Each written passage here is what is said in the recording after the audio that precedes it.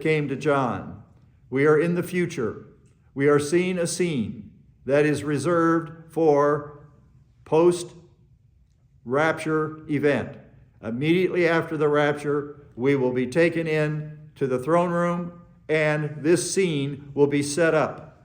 It isn't set up now this way at all, obviously. There aren't 24 elders up there. Whatever the scenery is going on around the throne, it isn't this one. This stage, if you will, is set for the occasion that is to unfold, which is the day of God's wrath, or the tribulation. Around the throne were 24 thrones, and upon the thrones I saw 24 elders sitting, clothed in white garments. White garments represent the righteousness of the saints. White is the color of purity and righteousness. And golden wreaths on their heads. Our last point references to the wreath as the supreme reward for phase 2 distinction is found in these verses. 1 Corinthians 9:25.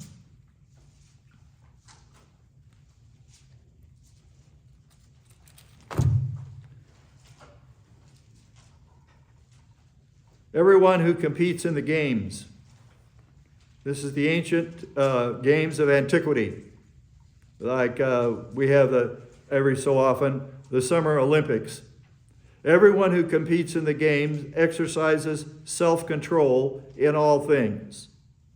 An athlete must exercise extreme self-control so that they are in the best mental and physical shape that they need to be in competition. Self-control. You need self-control in your Christian life, and keep yourself under control in all situations. They do it to receive a perishable wreath. See, they translated wreath here. But we, an imperishable. So to run your course, you have to do 1 Thessalonians 3. Well, I'm going to go to the Philippian ones first. Kind of jumped around here. The Philippians 4:1, verse 1. He says, "Therefore, my beloved brethren, whom I long to see." When you're separated like he was from these believers that he had evangelized and got them on track spiritually, he longed to be with them. It's natural. "Whom I long to see, my joy and my wreath. In this fashion, stand firm in the Lord, my beloved." And then he goes right on. There's a couple women in the church that were with odds at each other. I just throw this in. It's free of charge. There were a couple women in the church, good believers otherwise, that were at odds with one another. They had something going on between them. And he said, I urge Euodia and I urge Syntyche to live in harmony in the Lord. So we're supposed to live in harmony, right? Well, if you're not living in harmony, you need to get that right. 1 Thessalonians 3:19. I put the Philippians one in there twice, what I'm doing. All right. 1 Thessalonians 3:19.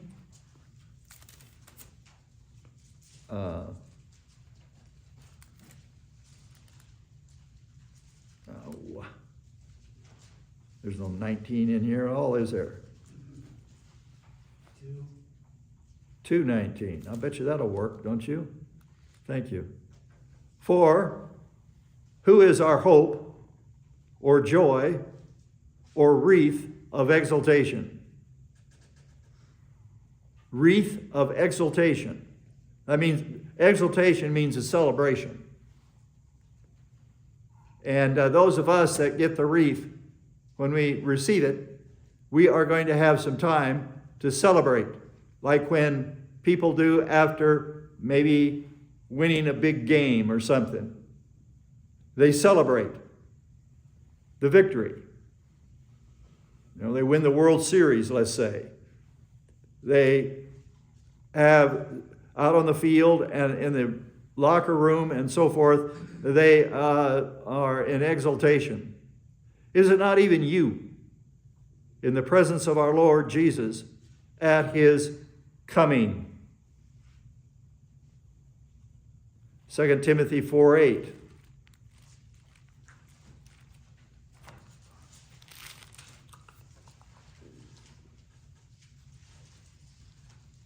This is where Paul is making his dying grace proclamation in this letter that he wrote to his student and protege in the ministry who was away. Paul's in Rome, Timothy's in Ephesus. And he writes him these two letters. And he informs him in this letter that his phase 2 is over. For I am ready, verse 6, being poured out as a drink offering. What's a drink offering? In the Old Testament, under the law, they used wine in the ceremonial, and there was an offering where they just dumped it on the ground. They just poured this good wine right into the dirt. What does that signify? This is an aside, but what does it signify? It signifies all those people that Jesus Christ died for. It's like wasted wine thrown in the ground. They didn't take advantage of it. The blessing that comes as a result. I'm being poured out as a drink offering, and the time of my departure has come. Like someone catching a plane or something. The time of my departure has come. I've fought the good fight. I've finished the course. I've kept the faith. In the future, there's laid up for me the crown or the wreath of righteousness, which the Lord, the righteous judge, will award to me on that day. And not only to me, but also to all who have loved his appearing. And you don't love the Lord and the things about him if you don't keep his works, his deeds. That's in John. That's that simple. You can say, I love the Lord, I love the Lord. Well, the proof of it is your application of the doctrine you've learned. Okay? James 1:12. Excuse me.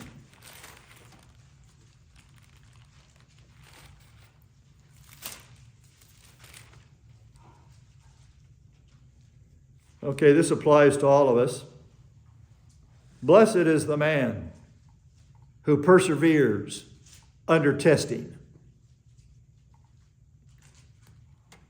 For once he has been approved, he will receive the wreath of life, which the Lord has promised to those who love him.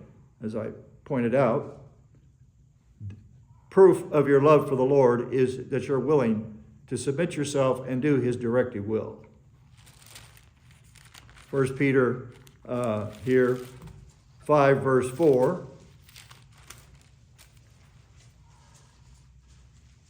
And when the chief shepherd appears, he's writing to under shepherds in the chain of command of communicators of Bible doctrine. At the top of the chain of command is Christ. He's the chief shepherd. And he assigns spiritual leaders to their right congregations. In the case of people like Peter and Paul and others, they oversaw multiple congregations. And then beneath them were the individual, eventually pastors in situ, on site, in these individual towns and cities. So he's given instructions here to the elders among you in verse 1. There's your elders again. The elders among you. This was an epistle that was written to multiple churches. It was sent in a circuit. as in the introduction to the book. As your fellow elder, he doesn't make a big deal out of the fact that he is an apostle, and witness of the sufferings of Christ. Now, he had that going for him. He said, I was an eyewitness of the sufferings of Christ. I was there. And a partaker also of the glory that is to be revealed. Shepherd the flock among you, exercising oversight, not under compulsion. That would be, oh, I got to go do that again. Under compulsion, but voluntarily. You got to keep your mental attitude straight as a pastor. You can get discouraged. What's the use? You can entertain for a minute those kind of negative thoughts. You've got to blow that off. Oh, so many have left. What's this? You cannot let change of circumstances change your attitude towards getting in front of them and teaching Bible doctrine. You've got to keep your STA under control and your mental attitude, but voluntary, according to the will of God, and not for sordid gain. We're not in it for the money, but with eagerness, not yet as lording it over, spiritual bully, a bully pulpit, not yet as lording it over those, here we go again, allotted to your charge. Those allotted to your charge are those God has brought in front of you, and the believer in the church and the pastor have a mutual responsibility towards each other like a marriage. They have a mutual responsibility in that situation. It isn't just like it is practiced everywhere out there today, running around, bouncing from group to group, starting up something, like we've seen it all. We've seen all of it. They can walk around and hear the doctrine until they're blue in the face, and yet they walk off and disregard it. We saw that with the 7 churches of Asia. None of them, with all the problems that some of them had, it was never, well, why don't you just leave and go find another church? Or start up another one in the neighborhood. You got me? This is straightforward. This isn't difficult. If you talk to any of these people from the past, it is, you left your right pastor. You walked. The one that you said was the guy. He's still there for you. But you walked. You turned tail under some pressure. That is something you have to overcome. Oh, it doesn't matter. It's been so long ago. No, it isn't. How about those that are making a comeback, a couple of people from yesteryear? What about a Beth and a Barney? What about them? Trying to make their way back here. After decades, they recognize this is what they left. Just because time has elapsed, whether it's a month, a year, or decades, that man is still your right pastor. Okay? And and he is to stick with you, and you are to stick with him. I have made this clear so many times, it isn't funny. I didn't set the system up. This isn't some like rotating deal. Well, I think I'll go to this other town, and there's a group over there. They do it all over the place. They don't care. Allotted to your charge. The allotment is made by God. That's him. Now, obviously, you that are here, you came here of your own free will. I might have witnessed to you out there, rarely. Most of you, different paths, but you came here. Those of you who are out there that are listening online, and I'm not talking about those that can't be here due to, for example, a physical ailment. And you didn't make it today. Why not? If it's something legitimate. But what is with this spotty attendance? Make a token appearance? This is a rebuke. I guess you got that.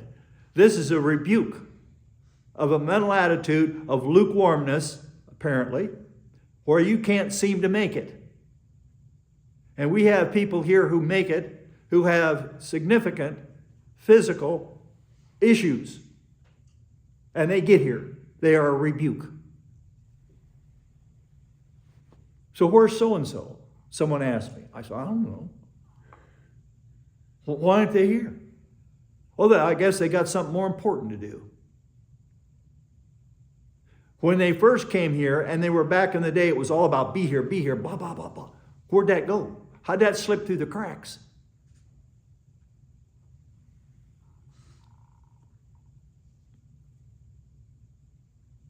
And when the chief shepherd appears, you will receive the unfading wreath of glory. 1 Peter 5:4. I took the opportunity here to exhort in an area that I have exhorted in time, only God knows the number. And I've exhorted the principle of be there. I have a new motto. I adopted it as a motto. I occasionally say to someone in a text message, my motto, see you where it counts. See you where it counts. If we could all just sit home, drink our coffee, and listen to the thing, that's not a local church. It's fine. I'm all for you listening to out there. If you want to make up a class, or you want to go over it again, as someone tell me, fine, great. The fact that we have this ability to access this spiritual information online, and we don't have to mail out tapes and CDs anymore. It takes it off our head. We just set up a web page and set up something on YouTube. That's the reason we did this, is because of what happened back. We probably wouldn't be doing that. Yeah, this is our outreach ministry. And it also serves a purpose for believers who, through some kind of circumstances, have to miss a Bible class. I've taught this over and over. You need to keep it simple, stupid. That's Operation KISS. That's your life. Keep it simple. You add all this stuff and you get all this stuff going, and it's a distraction. You got to be careful before you incorporate things into your life other than, make a living, take care of your kids if you got them, and so forth.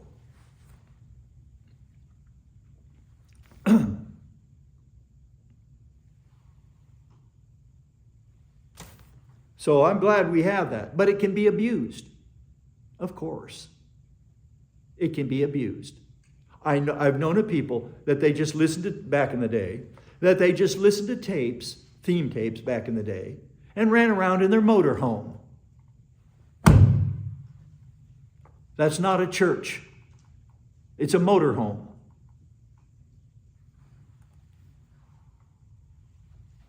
And their Christian life reflected it. They came here a few times. I'm not saying I was their right pastor, but they ought to get hooked up with somebody. If he is, then you should have moved down there. Again, the perfect analogy. It's like a marriage. It isn't something like, well, I'm just going to trade my car in and get another one. That's,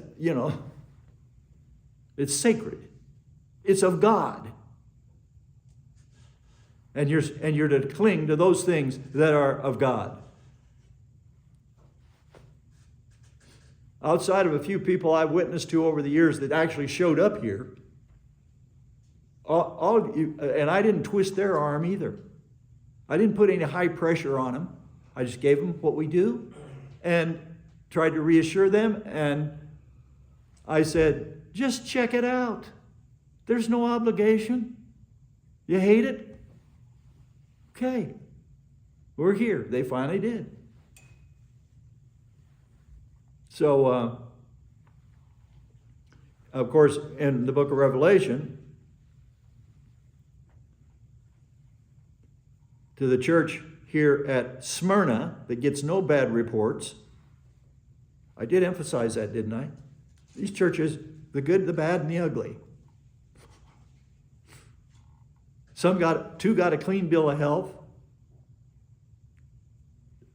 2 got all negatives. Yet, they were local churches in God's eyes. Yes, the Lord is going to deal with the under-shepherd and the people if they don't get it together, because DD is going to fall out from heaven. If the pastor isn't doing his job and there's otherwise positive people out there, and what's doing my job mean? If someone walks in here off the street and is a complete spiritual blank, let's just say they're not even saved. They're just a blank.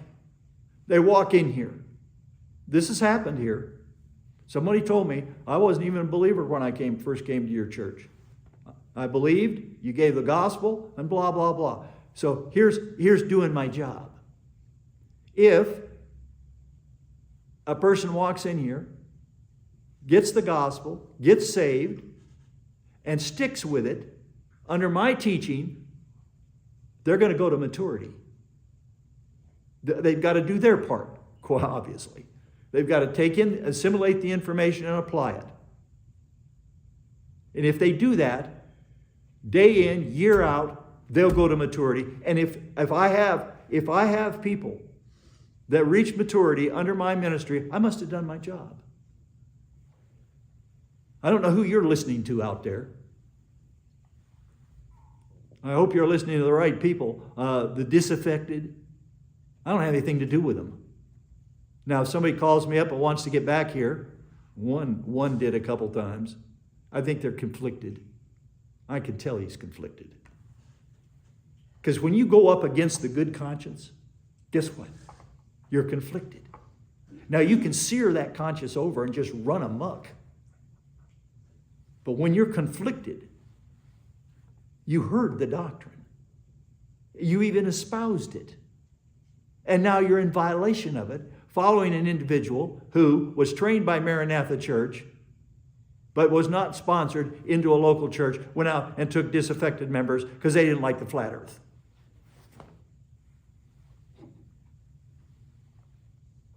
There you go.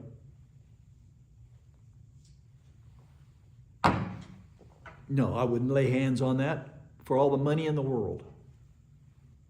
No way. I'm not one of those types. You do it the right way or you don't. I can deal with people that failed and recognized it. That's not a problem. I don't care what it is. I can deal with that. Revelation 2:10. Do not fear what you're about to suffer. Behold, the devil is about to cast some of you into prison, so that you'll be tested, and you'll have tribulation for 10 days. Be faithful unto death, and I'll give you the wreath of life. So there you go. And 3:11, another mention. This is, of course, 3:11, I'll get that here. This is the other church that did not get a bad report at this point in time in history. Whatever their future was down the road, at this time, they get a clean bill of health. I'm coming quickly. Hold fast what you have, so that no one will take your crown. And we're dealing with the elders at the throne, so I'll skip over that. Okay. Now, in verse 11, we have the 24 elders, and they're singing. These 24 men around the throne are going to sing. They'll be featured in this short praise of God singing the song. Worthy are you, our Lord and our God. Axios. Strictly, axios is an adjective which is used in connection with a number of things. Balancing the scales. Strictly or worthy. Present indicative, you are. Worthy are you, our Lord and our God. Worthy what? to receive glory, honor, and power. To receive, lambano, aorist infinitive, doxa, glory, and honor, time, and power, dunamis. For you created all things. There's your doctrine of creation. For you created all things, and because of your will, they existed and were created. That's a mouthful. Hadi is here used to introduce a reason based on an evident fact. For you created, aorist indicative, katizo, all, and through and because of your will, and through your will, dia with thelema, will, they existed. They existed as an imperfect, linear action, past time. Imperfect, active, indicative. They were existing, I guess you could translate, and were created, aorist passive indicative, katizo, which means to create or to call into existence. All right, verse 11. The Song of the 24 Elders is more focused on the miracle of original creation, Genesis 1:1, as evidence of his glory and power. The physical creation, everything that exists, is evidence of God's power, ability to do what none other can do. It opens with a declaration of God's worthiness. 3, like the song of the four living beings in verse 8, this song gives praise to God directly. The adjective axios was used in the political language of the day on those occasions when the emperor marched in triumphal procession. The elders' use of the first person plural, our God, suggests that the elders represent redeemed humanity, representatives of the church age. As I suggested, it is those few, apparently, I still study it, those few pastor teachers who in time got hooked up with the right congregation and ended their ministries on a positive note, teaching sound doctrine to whoever God put in front of them. Christ himself uses the first person pronoun in 3:12 in referring to God the Father, my God.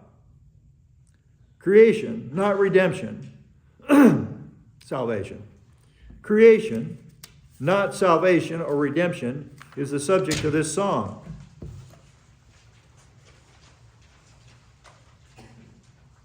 The doctrine of creation is a major subject in Revelation, against a background of environmental upheaval and restoration on a level that has never been seen before. What is going to happen to this physical earth in the 7 years is mind-boggling. It's not just some catastrophes here and there. It is worldwide. We'll get into it. You probably already know some of the things that are going to be changed with regard to Earth's topography, Earth science, if you will. So the song is a tribute to God's worthiness, to receive glory and honor and power. Of all who could receive glory, honor, and power, it is God. The first two terms of this tribute coincide with the first two of the Song of the Living Beings, but the third, power, replaces thanks of the first song of praise. The reason for this change is the focus of the elders' song with emphasis on God's power in original creation. And this is the lesson that humanity worldwide is going to learn, whether they like it or not. That there is a God who is behind the creation. And he is going to demonstrate this on a level unseen before.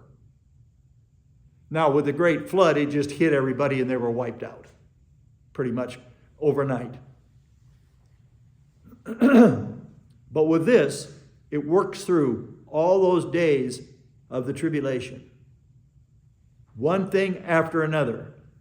And I will emphasize environmental upheaval and judgment on the environment.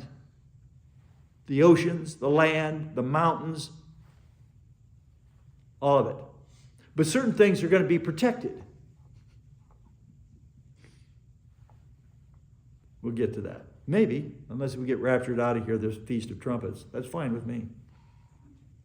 Real fine with me. All I got to be found doing is what I'm doing right now when the upward call comes. That's all I got to do. This year, and I am 100% convinced of, that the rapture will occur on the Feast of Trumpets, in connection with the Feast of Trumpets. There's a thing I'm going to watch online where a guy makes an argument for this. I didn't see it yet. I got it sent over to me. I pray for things. I got an open mind, with regard to subjects. I'll tell you another one that's bugged me in my ministry. You know what the rapture is called? The last trumpet. Last. What was a trumpet before? If I'm the last in line, there's at least one person in front of me, right? Or it makes no sense to say I'm last. And then that means if I'm last, there's nobody beyond me. I'm last. Language has to mean something. So how is the rapture trumpet, the one that we know is going to be blown, how is it the last trumpet? I've been thinking about it. I do have the Holy Spirit, and I do have the gift. Last trumpet. Maybe, and I'm not being dogmatic, maybe, see, this year, for example, the 77th year of the birth of national Israel, and I got a chapter I'm going to read to you out of the Bible when we get back in second session. But anyway, this is the 77th year. Kind of interesting. Doesn't necessarily prove anything. From 1948 to now, this is the 77th birthday of national Israel. They celebrated it this year. Now, this year, and I gave you the argument for why I believe that the rapture will occur on a Jewish feast, because the church age started on one. Pentecost. And the rapture starts the whole process of the day of the Lord forward. We're lifted out of here. And all the rest of this starts coming down on the human race. This year, the Feast of Trumpets will begin on September the 20th, running through September the 24th, when they will wrap it up. Now, what do they do, among other things, during the Feast of Trumpets? They blow trumpets, or the ram's horn. And they've got it all sequenced out. It isn't just a bunch of people running around blowing. They've got it sequenced so that when you come to the end of it, when it reaches a Jewish time, when you reach the end of it, which would be 6 p.m. our time on any given day, that starts their next day. So we get to 6 o'clock this afternoon, and it'll be 1 minute after, the second after that, and Israel is into Monday. Okay. So what they do when they get to the end, and I'm going to go do some more looking at it, when they get to the end of the cycle, or the days, then there's a flurry of blowing trumpets, and then it's done. I guess you'd call those the last trumpet, because they're spaced out. I'm just speculating right now. I know I'm not supposed to do that. But I still, if the rapture occurs on the Feast of Trumpets, and whatever year it occurs, it'll probably occur at the dead end of that particular celebration, which introduces us then to the next couple feasts that come, which are related to the second coming of Christ. The Day of Atonement and the 7 years Feast of Tabernacles. Just like the feasts in the spring, all related to prophetic fulfillments.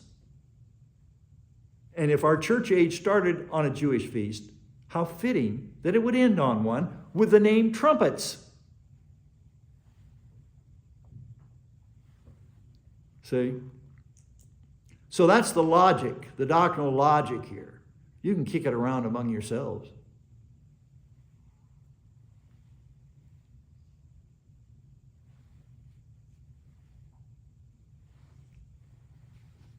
Okay. The doctrine of creation is a major subject in this book.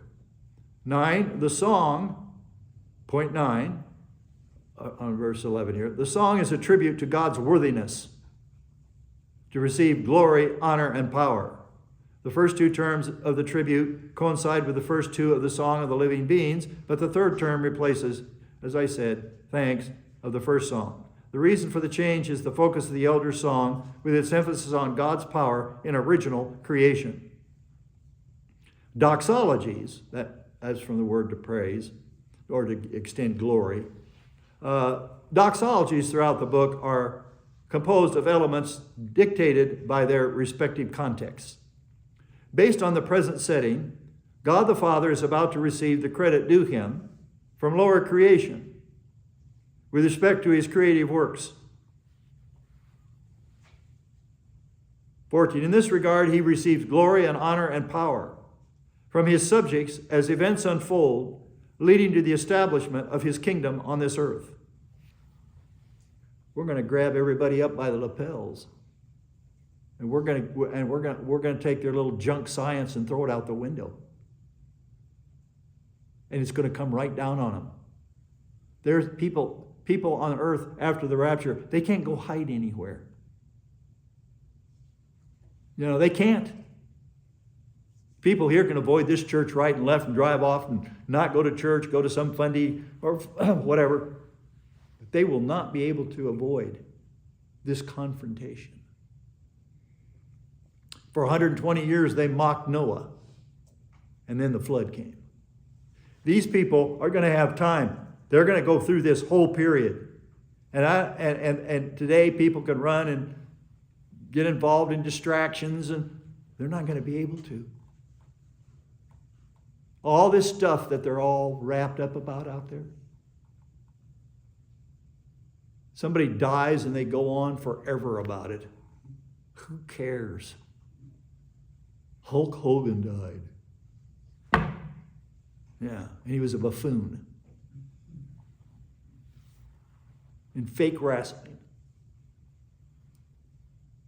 Got himself beat all up, 30 surgeries, and died in misery and pain in a big mansion in Florida. Rah, rah, rah. These people are not going to be able to run around, and their celebrities are going to do them no good. None of it. They're going to be forced up and center, and some will rebel and fight it, and others will,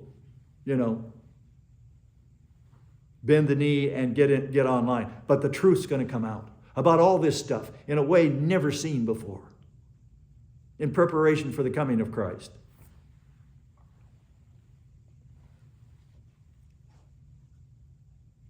So in this regard, he receives glory and honor and power from his subjects as events unfold leading to the establishment of his kingdom on earth. Men will willingly or grudgingly come to ascribe to him glory and honor and power that is his alone. God's going to get the final word so big time it isn't even funny.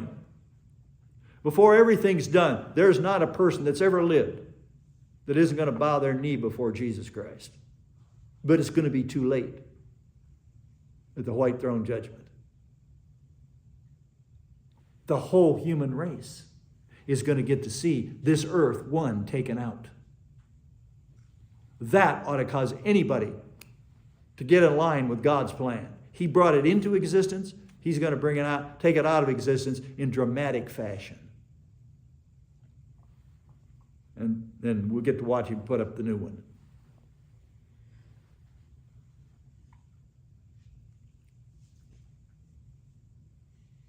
Certainly the redeemed of the church age will render him his due. The particular reason for the declaration of God's worthiness comes in the last half of the song. Because you created all things. And because of your will, they were and they are and were created. Such an acknowledgement of God's creative works recalls Psalm 33. There's a lot in the Psalms on this too, by the way.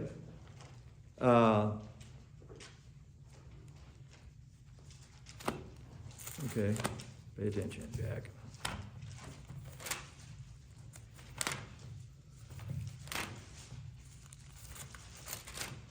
This is Psalm 33, 6 through 9. By the word of the Lord the heavens were made. We call that divine fiat, F-I-A-T. And by the breath of his mouth all their hosts. He gathers the waters of the sea together as a heap. He lays the deeps in storehouses. Let all the earth fear the Lord. Let all the inhabitants of the world stand in awe of him. For he spoke, and it was done. He commanded, and it stood fast. And then we go on with, the Lord nullifies the counsel of the nations. Overrules it. We would call that the overruling will of God. Well, he's got a bunch of stuff out here he's going to nullify. All this mess we see today, this political circus. Oh, we get another president, thinks it's still a circus. It's just a different version. And anyone that put their trust in this for a better time and a new America, they get exactly what they deserve. Disappointment. They're not on top of the prophecies. And even if some of these politicians are Christians, they don't have enough doctrine to come in out of the rain. They just do not. They're not above the rest of us, only in power for a while. He nullifies the counsels of the nations. He frustrates the plans of the peoples. Oh, we got some big stuff that's going to be frustrated out here.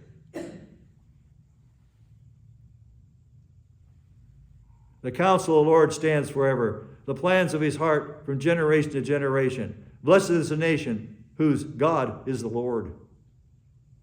Well, America's that. I don't think so. We've abandoned whatever we had so far. The people whom he has chosen for his own inheritance. That's Israel. They're going to make a spiritual comeback. And for all those people, of course, the ones that are negative and screwed up, they won't listen to me. And I'll give you that. I'll give you that after our break. That chapter I said I was going to read. I'm going to read Amos chapter 9. Second session. They can talk and they can run their damn mouths and talk about how Israel is committing genocide and how this is awful and all the rest of it. And these clowns that claim to be conservatives. So you're going to align yourself with terrorists who oppress their own people? You don't even know the history. Israel wanted to set up a Palestinian state and live in peace. They didn't want it. They didn't want it. It's not in their ideology, their satanic doctrine of the Islam deal. Besides, well, I'll save that for second session. All right, we did hand out notes, but I won't get to chapter 5 until this coming Tuesday. Let's take our break.